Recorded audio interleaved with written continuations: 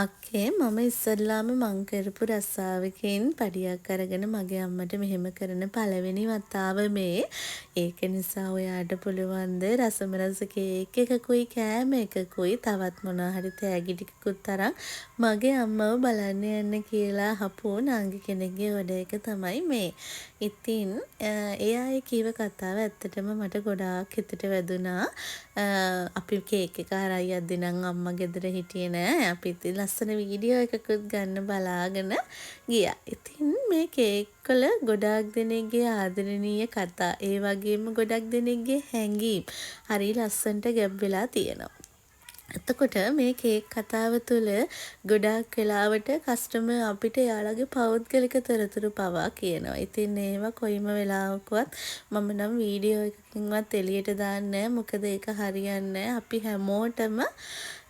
හැමෝගෙම පෞද්ගලිකත්වය ගොඩාක් වැදගත් වෙන්න ඕනේ.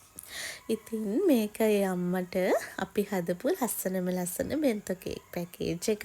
මේ කේක් එකට තව ලස්සන පින්ක් කලර් එකේ කප් කේක් 5කුත් ගියා. ඉතින් මේක ග්‍රෑම් 500 කේක් එකක්. මම ගොඩාක් අයිසින් පාවිච්චි කරේ නෑ. මොකද නොසෙල් එකත් අපි 2D වලින් දාපු නිසා ගොඩ මල් වලටත් අයිසින් යන නිසා මැදින් අයිසින් ලේයර් එකක් පාවිච්චි කරේ නෑ. අපි මේ ඕඩර් එකට අරන් ගියේ රසම රස බිරියානි ඕඩර්ස් දෙකක්. එතකොට මේ වගේ කප් කේක් 5ක්, ග්‍රෑම් 500 කේක් එකක්. එතකොට තව අම්මගේ බර්ත්ඩේ එකට හදපු ලස්සන ෆොටෝ එකකුත් අරගෙන ගියා.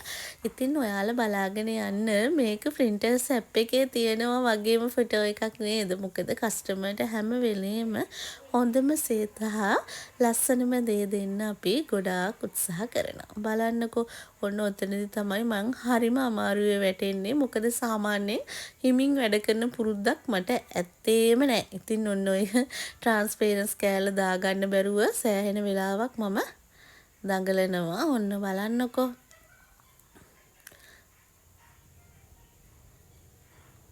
අය බලන්නකෝ.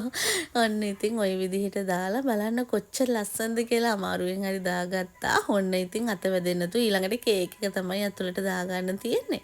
ඔන්න ওই විදිහට දාලා ඒකේ ලෙඩ් එකත් අහලා හරිම ලස්සනට ඒ කේක් එක අපි හදලා ඉවර කරා. ඔන්න ඔය පේනවනේ මට ඇත්තමයි මම ওই බොක්ස් ගොඩාක් ගෙනල්ලා ගොඩාක් කල් හැබැයි යූස් කරන්න බෑ. මොකද මට හරීම අපහසුයි මේකේ මේ ට්‍රාන්ස්පරන්ස් එක සෙට් කරන්න. ඒ වුණාට බලන්නකෝ හරීම ලස්සනයි. හදලා ඉවර වෙද්දි මේ ඕඩර්